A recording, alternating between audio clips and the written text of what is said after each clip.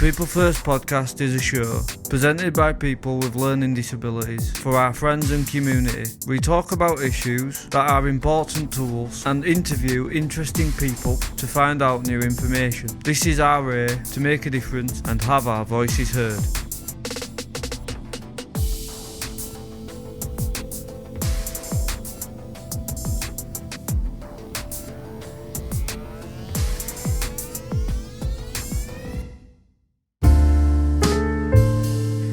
Hello and welcome to the podcast. People First today. We are interviewing disabilities advocates called Jack Marshall. Jack has joined us on the show today to take about his legacy and some of the other work he get up to. Welcome, Jack. Can I just say that before you get started, I mean, your research is pretty amazing. I mean, you know me better than I know myself. Yes, that's right, Jack. You do know me better, boy. What is your disability and how does it affect your life? So, great question, Nathan. So, my disability is called Moebius syndrome. It means, essentially, it means life without a smile. I got limited facial nerves in my face. And the part of your brain that has the cerebellum, which is the part of your brain that helps you to balance, most of it or some of it is missing. So I'm quite unstable on the feet sometimes, especially walking on streets outside. My dexterity in the hands is limited, which means I can't do fiddly things like buttons or anything small like that. I need help with. I am blind in one eye and I wear hearing aids. My lids are the other way round to no lids. So there's a lot of things with my disability. What made you first decide to be a disability campaign? Oh, great question. I think there wasn't exactly one moment in my life where I thought I was born to be an advocate. The ages of 2006, then I did my first charity challenge over the 100 age. And 2017, when I did my last charity challenge, which was Tynan then Nedis, I really focused on that part of it. But between those years, I always been an advocate. So I done speeches about speech therapy at St James's Palace and my local council. I took my local council around one of my local towns so that they can look at services and see how inaccessible they are. So I had done bits and pieces there, but now that I am a bit older and that I can't do my charity events as I would like, because I used to do a lot of runs, a lot of mountains, but because I'm a lot taller now and my joints are much larger, I don't know the technical term for it, it means that it would be very difficult to keep doing it older again. So I just made the natural. I just made it my focus to do the advocacy, because as my lived experience, I feel that that is where I can make a good distance in people's lives. Just go again, Daniel. Alright. Yeah. Why is it Important. disabilities people Speak speak up for themselves. themselves? Yeah, so why is it important disabled people speak up for themselves? Yeah. Another deep question. I think I always say to people that they are the experts in their own lives. They know what they want lives, they know what they want to do with their lives, what makes us happy. Whether that is helping the council, getting involved in projects, helping change things to the better, or whether it's just living your life to the fullest. None is the one answer. Though I just think it's important because they are humans too. They are not just objects. They don't deserve to be put in the dots. And I think every life is important and deserve to be cherished because they are all unique. They're all special. They all come from different walks of life, different religions, different hobbies. And I don't think one group of people should be had an advantage over another group of people. They are all the same. What advice would you give someone who wants to become a campaigner of self advocate? I would just say, just do it. You got the lived experience. You're passionate about the cause. And so just put yourself out there and see what you can do to make a difference. Now, making a difference to me can mean a lot of things. Yeah, you could make a difference by doing projects, or you could do speeches.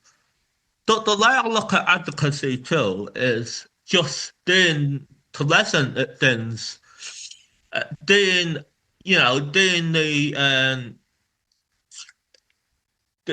doing so you can represent people with disabilities, and you can show them that just because you're disabled doesn't mean you're unable. You can still do things. You can still do normal things that other people do, like go to concerts or go to the theatre. And the more that people do those things, a disabled person might be at the same than you are, or listening to you speak. And I think, oh, they can do it. Why can't I do it? And that is how they create change. So to me, advocacy is more than just speeches and doing projects. You were awarded British Empire Medal for your work. How did it feel when you were given it? Well, it was complete shock. At that point, I had done charity for 13 years, and I don't do it for the medals. I do it for the sense of achievement and accomplishment.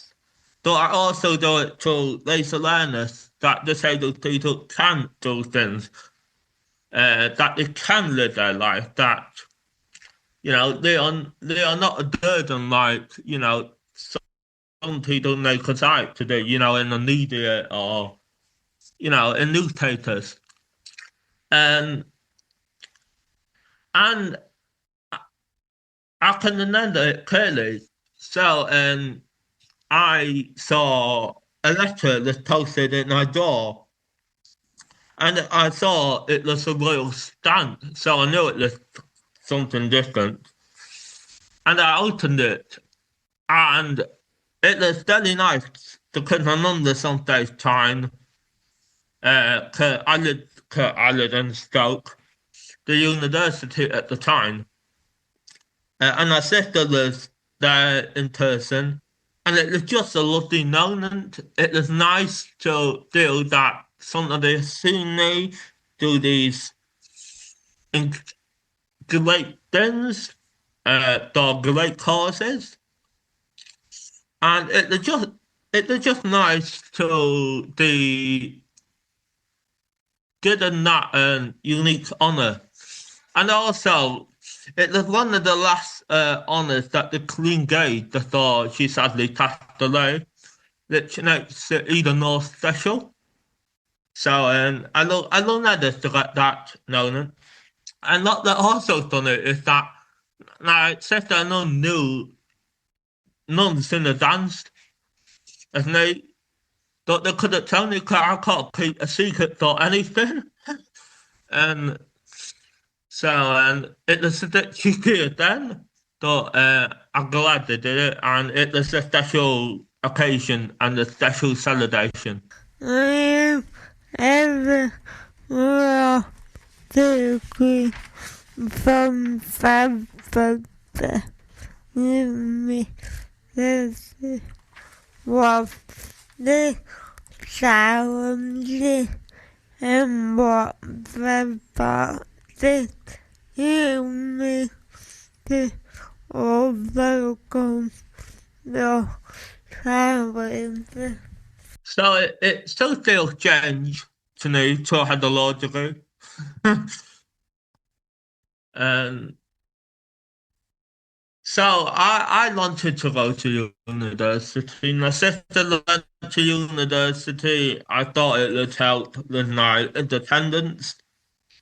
I was just starting to learn what that meant at college, and I wanted to do some more and find out that more about myself. And I just wanted to experience the university. My mum wasn't convinced that I could do university, so she pushed back. But thanks to my lovely sister and my one-to-one at the time, Susan, I got to go to university. And I got to say, the need, not everybody's experience, I know, but the need, it was great. I got everything I needed, so I got a one-to-one. I got some equipment to help me at uni, like a chair, a laptop. And there, I had to go with the assessment, which was all organised, all sorted, all done. And it helped me, like you said, Kaylee, to get a first-class law degree. But also, it gave me independence. So, I think it's the main thing it could have given me. And I'm so thankful it did. But also, I did activities at uni. So, I was a student ambassador. I took myself out there to do that. I was the network lead for the disability network at the student union, and they actually won Network of the Year that year. And I had to stick at it because I was the only member for some time. But I still attended meetings, and I was not going to get up because to me, people with disabilities, it's important to get their voices heard and to show that there is somebody there fighting for them.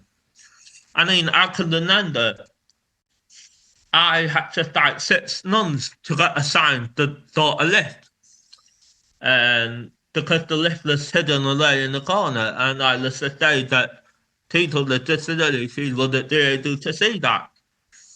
And it took a long time, but I did it. With the help of the student union, I got the sign. So looking back at university, it was such a good experience. Not just, the my degree, but also to stand like what I am capable of and to make a difference, whether that is student ambassador, network lead, on my course. Also right every week in the boy who can apply comes in there with more about your writing. So, the next question, could you tell me a bit more about the question? So, when you say my writing, what do you mean? Boy, you write. So, when writing a book, I didn't want it to be a normal book. I wanted Jack style. I wanted my personality to shine through. I am kind of the jokey person in life. I like to have a joke about my disability. But also just had a joke in general. I like to think I'm a positive person. So there are lots of jokes in the book. But also, I recognise that there are some serious things in my life when I was younger, especially that, you know, it went the other way. I wouldn't be the person I am today. So I wanted to absolutely set the tone right and get a balance. I think that is, I mean, I know I'm biased because I wrote the book.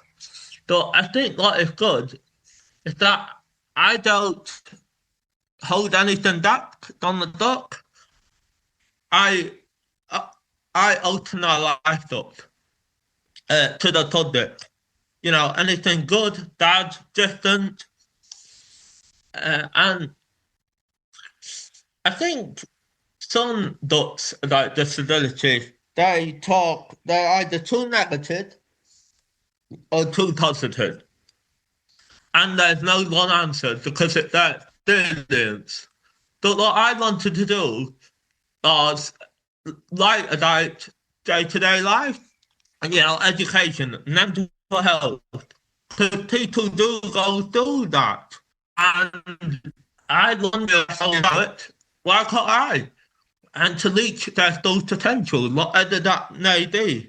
Yeah, I am very excited and very tired of my book. It took almost nearly 2 years to do, and even if it doesn't do well, I wrote a book, and I'm very happy with that.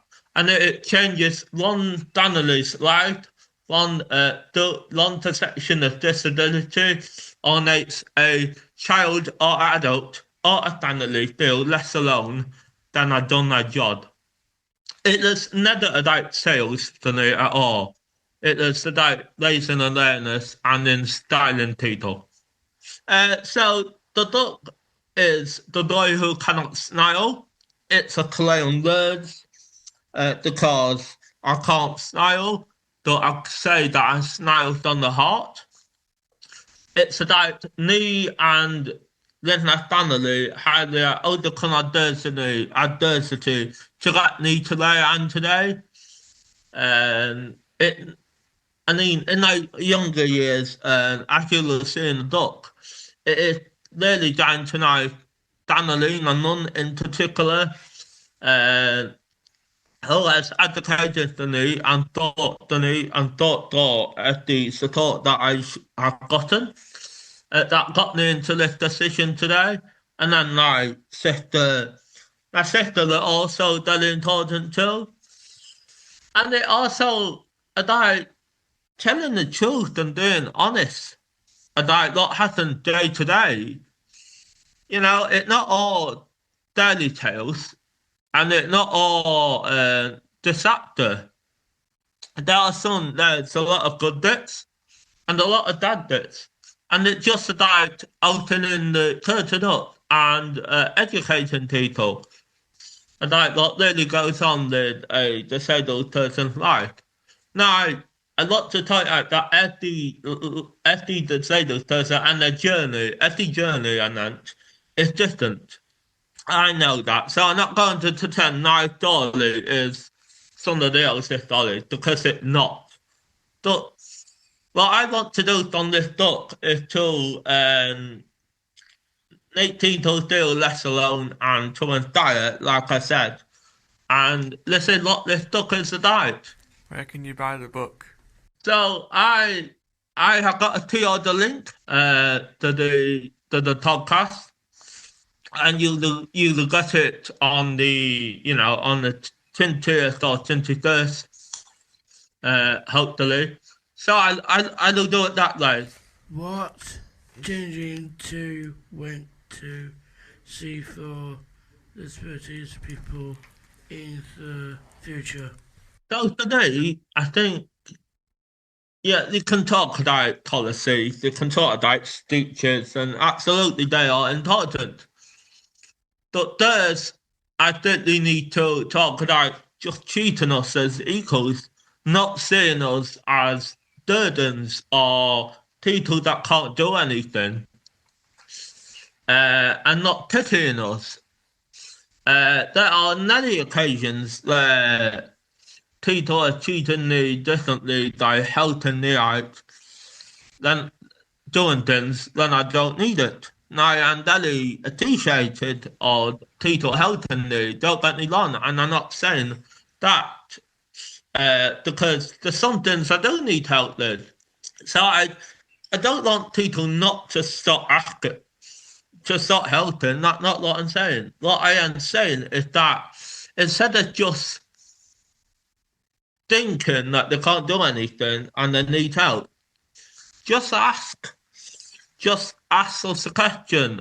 Start a conversation with us. I have had children staring at me because I look different. And I know I look different. But once you get to know me, I like to think I'm like a teddy bear. And I'm funny, I'm kind and caring, and just like any other person. And I think, the policies and the teachers, obviously people with disability need to be at the centre of that, because it is their lives, their lived experience, like transport, housing, services that I use and how they can do it. But the first thing we got to get right is how people treat us and get the message that they're just like anybody else. Now, that doesn't mean that you ask them about their disability and they should tell you. So to me, I am very comfortable with my disability. If you ask me about it, like you have done on question 1, I will tell you, because I'm comfortable with that. But some of the people might not be comfortable answering about their disability. But it's just about asking a question. And then, even if you don't talk about that disability, just start a conversation about anything, like football, for example, or I don't know, what they like to do, hobbies. Because they are just like anyone else. They might need a bit more help, but underneath, they are all human, just like anyone else. And they should be treated as such. What do you enjoy doing when you are not working? So I am a big football fan. I support Manchester United and I since. Boo! Yeah, no, they have been a bit rubbish the last 13 years, but they're coming back. Don't know, I will watch all the matches that are interesting to me. And I know some of us are football fans as well. Daniel, what team do you support? Chelsea. Chelsea, yeah. Ah, Or we're not big football. Some of us have got. We're doing, because obviously it's the World Cup at the moment, isn't it? We've done a work sweepstake. What teams does everyone have? Daniel, what team have you got? Trains. Ecuador. Ecuador. What about you, Caitlin? France. I think they're the ones you guys don't have teams. And I've got Argentina, so we've got a chance, haven't we, Caitlin? Oh, Yeah, we've got a chance. You got a deli good chance, Kaylee, Adam. Yes, we do. But Daniel, Ecuador, they could be the dark horses. Yeah, Ecuador, good. I can remember the last tournament that they did pretty well. So you never know, never say never. I also listen to music. I watch a bit of tennis, so I've been watching Queens that I've been on this week for the ladies. And I like darts. And I like all sports. I thought them terrific. And I like socializing. And I like getting out there and just doing stuff like genre, or like I went to the Tech Dorland Costume Chat last 2 weeks ago, and it's just absolutely lovely. I met some amazing people, talked about their lived experience about doing talents, and it was just good to sit online and just chat and just to, talk about lived experience. So I just like living my life to the full. I like to seize every opportunity there is in life, because I believe that just like everybody, why should I do it? What things do you have planned for the rest of 2026? Well, after my duck launch, I'm going to lie in a dark room for a very long time. No, not really. No, it kind of depends on that, really. If it's a success, then I hope to do duck tours across the country, duck signings, speeches. I also have done a bit of international deacon at different places like Sheffield, Cumbria, did shout out to Mayfield School in Cumbria. I hope you're all doing well. So it depends on that, really. Besides that, I'm going on holiday in July to Cyprus, which I think is going to be a well-deserved holiday. I'm going with my family, which I'm really looking forward to. But beyond that, we will see. But I can tell you something, I will take every opportunity there is. That's all the time we have for today. We'd like to say another big thank you to Jack for shouting us on the show. We hope the work keeps going well. Do you have anything else we would like to say before we end the show? Yeah, any closing remarks, Jack? Excellent. No, I want to say a big thank you to you, Nathan, to you, Kylie, to you, Benjamin, and to you, Adam. It's been an absolute pleasure. If you enjoyed, don't forget to find us on social media to find out more about what we do and our upcoming interviews. You can find us on YouTube, Facebook, X and Instagram by searching for People First Podcast. Thanks again for listening, and we will see you next time.